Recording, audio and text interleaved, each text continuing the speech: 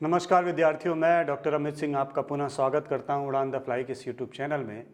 और आज हम लोग बात करने जा रहे हैं मेसोपोटामियन सिविलाइजेशन के बारे में, मेसोपोटामिया सभ्यता के बारे में।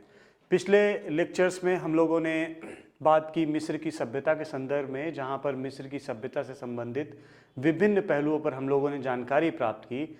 आज हमारा जो फोकस है वो मेसोपोटामियन सिविलाइजेशन में है और मेसोपोटामियन सिविलाइजेशन विश्व की एक बहुत महत्वपूर्ण और प्राचीन सभ्यताओं में से एक रही है। जैसा कि हम मिस्र के संदर्भ में जानते हैं कि विश्व की प्राचीनतम सभ्यताओं में मिस्र का नाम लिया जाता है इन टर्म्स ऑफ राजनीतिक वंशों के, क्योंकि मिस्र की सभ्यता एक ऐसी सभ्यता है जहाँ पे राजवंशों की शुरुआत पहले हो जाती है। अगर हम कहें कि प्राचीन सभ्यता कौन सी है, तो उस प्राचीन सभ्यता के संदर्भ में अगर बात आए तो मेसोपोटामिया की सभ्यता विश्व की प्राचीनतम सभ्यता मानी जाती है। और ऐसा माना जाता है कि ये सभ्यता विश्व में सबसे पहले आई, लेकिन हाल ही में हो रहे सिंधु घाटी के उत्खननों से भी ऐसी ही कुछ साक्ष्य मिल रहे हैं जो इस बात की जानकारी दे रहे हैं कि विश्व की प्राचीनतम सभ्यता सिंधु सभ्यता हो सकती है, क्योंकि राखीगढ़ी में जो उत्खनन कार्य चल रहा है वो इस सभ्यता को 7000-8000 ईसा पूर्व के आसपास रख रहा है, जहां तक अभी किसी भी सभ्यता की तिथि नहीं पहुंच पाई है। इसलिए वर्तमान जो शोध हैं और राखीगढ़ी के अगर अनुसार देखा जाए तो सिंधु सभ्यता विश्व की प्राचीनतम सभ्यता के तौर पर दिखाई पड़ती है। अगर ये डेट्स को हम ध्यान ना दें या ये डेट्स जब तक नहीं आई थी तब तक हम ये कह सकते हैं कि विश्व की जो प्राचीनतम सभ्यता है वो मेसोपोटामियन सिविलाइजेशन है। और कहाँ राजवंश सबसे पहले शुरू हुआ तो वो मिस्र की सभ्यता कहलाएगी। तो मेसोपोटामियन सिविलाइजेशन के संदर्भ में बात करने से पूर्व, जैसा कि मैंने मिस्र की सभ्यता के संदर्भ में बात की थी और कही थी कि किसी भी सभ्यता को समझने के लिए वहाँ की भौगोलिक परिस्थिति को समझना अति आवश्यक है। और क्यों भौगोलिक परिस्थिति इतनी महत्वपूर्ण है उसके संदर्भ में भी मैंने बात की थी। फिर से दोहरा दूं कि किसी भी स्थान विशेष की जो भौगोलिक परिस्थिति होती है उसका सीधा असर वहाँ की संस्कृति या सभ्यता पर दिखाई पड़ता है। सामान्य तौर पर अगर हम कहें कि अगर किसी क्षेत्र में वर्षा अधिक होती है, किसी क्षेत्र में ठंडक अधिक होती है, किसी क्षेत्र में गर्मी अधिक होती है, तो उस वर्षा वन के क्षेत्र के रहने वाले लोगों का जो जीवन है, जो गर्म प्रदेश में रहने वाले लोगों का जीवन है या जो ठंडे प्रदेश में रहने वाले लोगों का जीवन है, वो सामान्य तौर पर अलग अलग दिखाई पड़ेगा। उसका एक बहुत महत्वपूर्ण कारण है क्योंकि इन प्रदेशों में रहने वाले लोगों के खान पान और पहनावे में एक सामान्य अंतर दिखाई पड़ेगा और यही जो अंतर है वही हमें सांस्कृतिक अंतरों के रूप में दिखाई पड़ता है। और उसी को जब आप आगे देखेंगे तो वही सभ्यता के निर्माण में महत्वपूर्ण भूमिका भी निभाता है। तो ये जो भौगोलिक परिवर्तन है या जो भौगोलिक स्थिति है वो बहुत महत्वपूर्ण भूमिका सभ्यताओं के संदर्भ में निभाती है। तो आज हम बात करेंगे मेसोपोटामियन सभ्यता की भौगोलिक स्थिति कैसे थी जिसकी वजह से उस क्षेत्र में एक विशाल सभ्यता का उदय हुआ। तो मेसोपोटामिया तो इसका प्राचीन नाम है और मेसोपोटामिया किसी देश का नाम नहीं था, एक भौगोलिक परिक्षेत्र का नाम था। और इस वजह से उसको ये नाम दिया गया क्योंकि मेसो और पोटामिया दो शब्दों से मिलकर के ये बनता है। किससे मिलकर के बनता है? दो शब्दों से। एक शब्द है मेसो और प्लस पोटामिया, ये दो शब्दों से मिलकर के बना है मेसोपोटामिया। मेसो का अर्थ होता है मध्य भाग और पोटामिया का अर्थ होता है उर्वरता, उर्वर भाग। तो इन दोनों अर्थों को अगर हम सामान्य तौर पर देखें तो मेसोपोटामिया का एक सामान्य अर्थ है कि ऐसा भाग जो दो नदियों के बीच का है और उर्वर भाग है, अर्थात दोआबी क्षेत्र, दोआब का क्षेत्र। और ऐसे क्षेत्र को हम मेसोपोटामिया के नाम से जानते थे। मेसो मतलब मध्य, पोटामिया मतलब दोआबी या उर्वर क्षेत्र। तो ऐसा क्षेत्र जो दो नदियों के बीच का रहा हो। तो कौन सी दो नदियां मेसोपोटामिया में थी? वो नदियां थी दजला और फरात। दजला और फरात ये दो नदियां हुआ करती थी, अभी भी हैं ये नदियां। और इन्हीं नदियों के बीच का जो भाग है वहां पर एक सभ्यता विकसित हुई 4000 ईसा पूर्व में और उस सभ्यता का नाम था मेसोपोटामिया सभ्यता, अर्थात दो नदियों के बीच का जो उर्वर भाग था उसमें पनपने वाली सभ्यता, और इसी वजह से इसको हम मेसोपोटामिया सभ्यता के नाम से जानते हैं। और ये जो दो नदियां थी वो एक अर्ध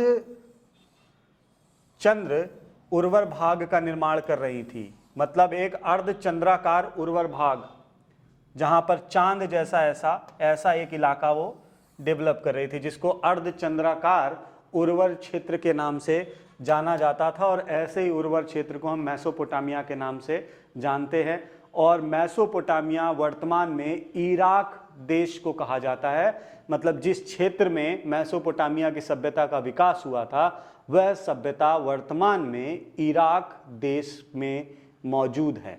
उसके जो अवशेष हैं वो हमें इराक से मिलते हैं, और ना सिर्फ इराक के बल्कि मिडिल ईस्ट के कई देशों से उस सभ्यता के संदर्भ में हमें जानकारी मिलती है, जिसमें कि आपका इराक का क्षेत्र है, आपके ये इराक का क्षेत्र है, और इसके अलावा ये इराक का क्षेत्र है, ये लेबनान का क्षेत्र है, जॉर्डन इसी में आ जाता है, इजराइल, सीरिया का क्षेत्र सीरिया का क्षेत्र था, ये इराक का क्षेत्र आ जाता है, ये आर्मेनिया का क्षेत्र आ जाता है। तो बहुत सारे ऐसे इलाके हैं, अजरबैजान का ये इलाका है।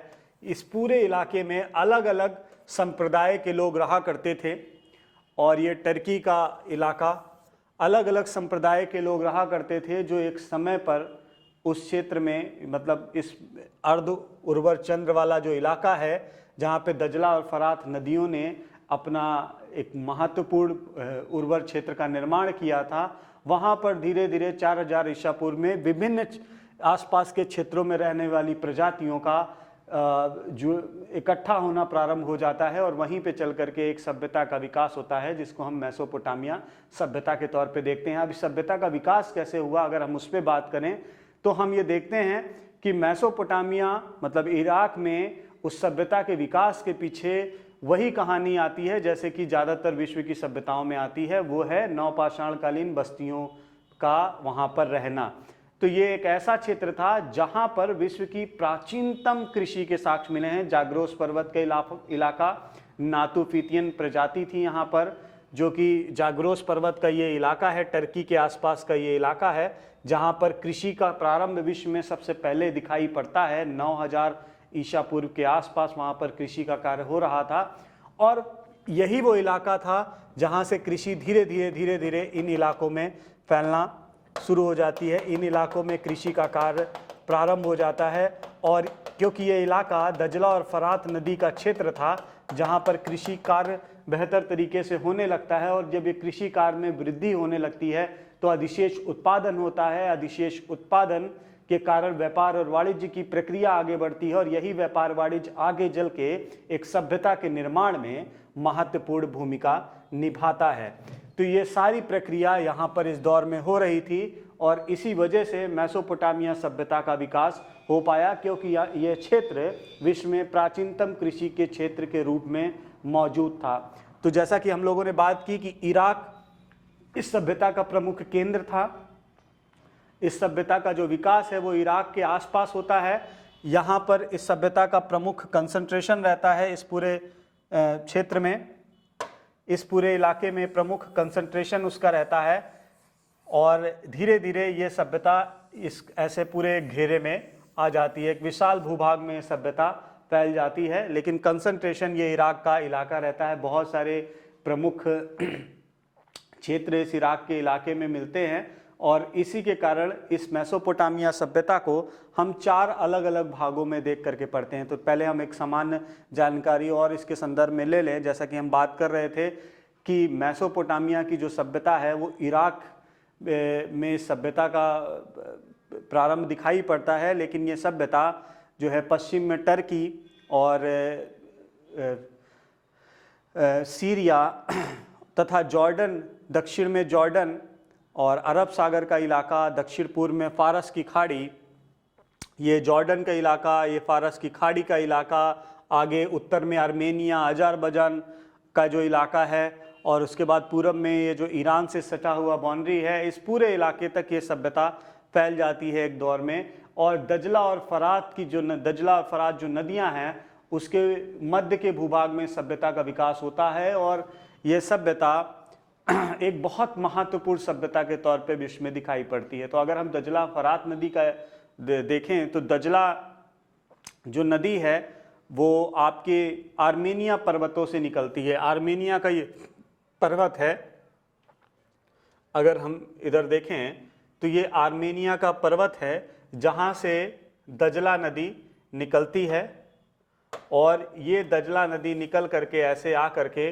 इस इलाके में एक महत्वपूर्ण क्षेत्र बनाती है, एक बहुत अर्ध उर्वरचद क्षेत्र बनाती है, और ऐसे ये नदी जा रही होती है।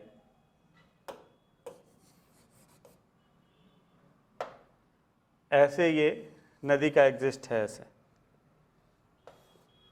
तो ये एक नदी है, या बेसिकली आर्मेनिया पर्वतों से नदी दजला की निकल रही है। उसके बाद फारस के खाड़ी में ये नदी गिरती है। बेसिकली फारस की खाड़ी आप देखेंगे तो ये है पर्शियन गल्फ, ये नदी ऐसे निकल करके ऐसे जा रही है, फारस की खाड़ी में ये नदी गिर रही है।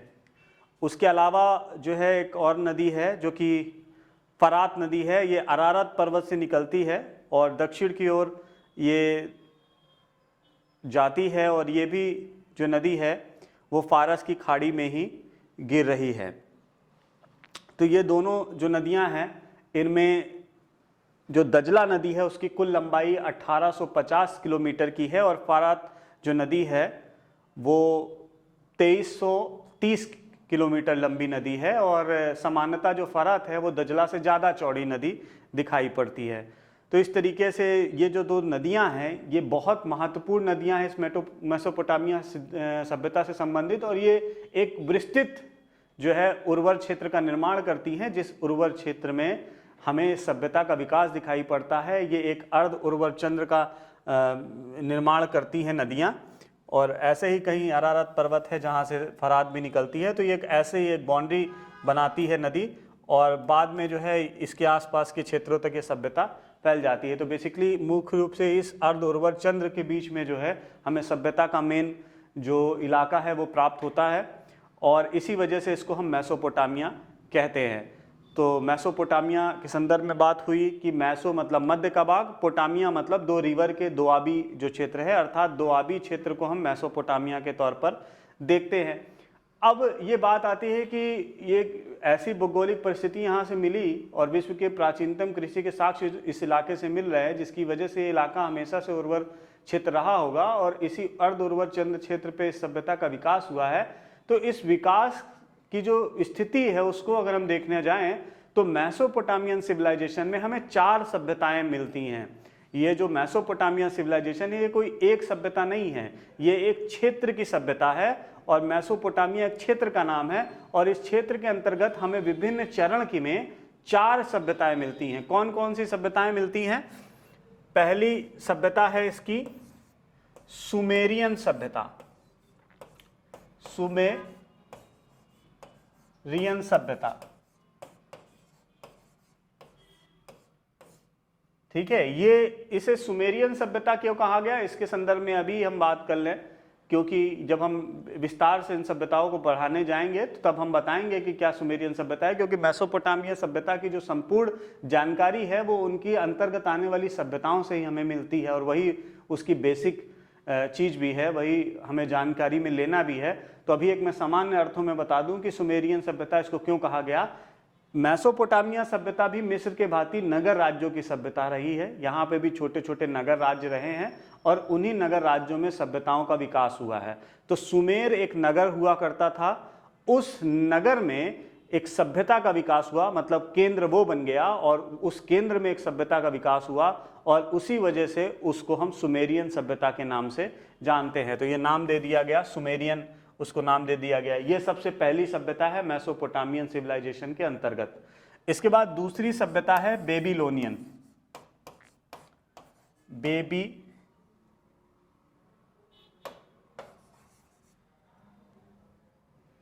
दूसरी जो सभ्यता है वो है बेबीलोनियन लोनियन।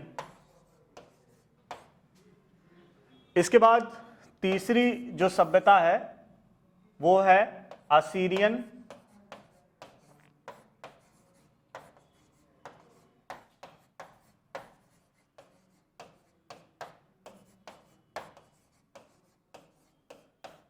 और जो चौथी सभ्यता है वो है कैल्डियन।